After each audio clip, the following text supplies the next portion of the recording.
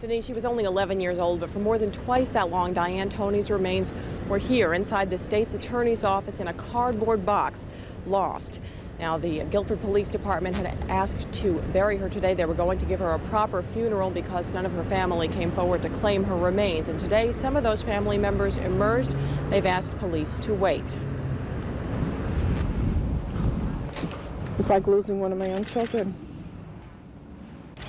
I hope that this will let her rest in peace. Bearing flowers braced against the November cold, they come. Strangers remembering a little girl from another time. I cared. I cried.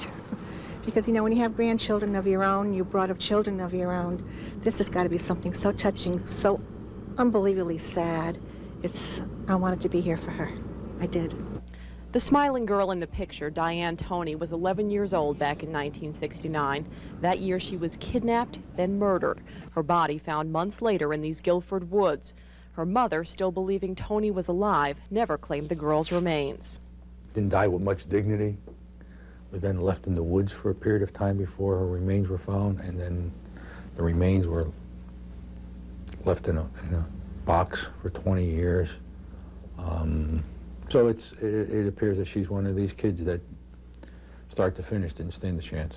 So 27 years after her death, Guilford police decided to give Diane Toney a proper burial. Town businesses donated everything, even the flowers, to decorate a tiny casket. We were closing the store. It was a 2 o'clock service. We were going to close the store and go over to the graveside.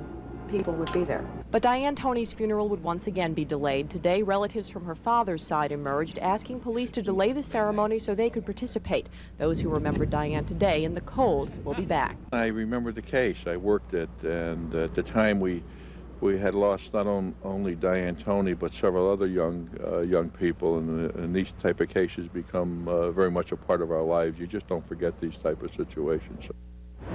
Now, police expect to reschedule the funeral for some time next week, but even then there can be no closure. Diane Toney's death is still considered unresolved. There were 3 other children murdered back in 1969. A serial killer was arrested in those killings, and though he's believed linked with her death, he was never convicted in that matter, so her murder is still considered unsolved. Folks? All right, a painful time for a lot of people. Thanks, Barbara.